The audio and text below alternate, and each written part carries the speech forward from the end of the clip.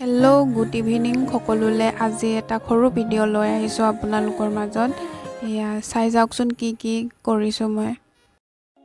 এতিয়া পিঁয়াজখিনি ভালকৈ ভাজি লৈ মই ইয়াতে দি দিম আলু আৰু বুটৰ দালিখিনি দি দিছোঁ এতিয়া, আৰু ভালকৈ লৰাই তাৰপিছত এয়া নিমখ দিছোঁ সোৱাদ অনুসৰি। তাৰপিছত আৰু চাই যাওক আপোনালোকে কি কৰোঁ মই।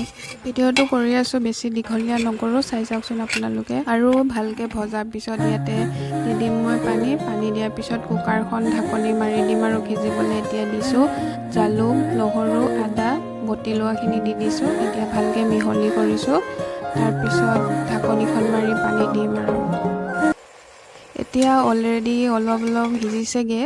তাৰপিছত পানী দি কেনে কুকাৰৰ ঢাকনিখন মাৰি দিম আৰু দুটামান চিটি বজিবলৈ কাৰণে। আৰু ইয়াৰ লগত খাবলৈ কাৰণে আটা মাৰি আছোঁ মই। এয়া চাওক ধুনীয়াকৈ গোল কৰি লৈছোঁ আটাখিনি মাৰি কেনে। এতিয়া পিঠা বনাই আছোঁ আৰু ৰুটিকেইটা। এয়া চাওক হৈ গ'ল মোৰ চব্জিটো।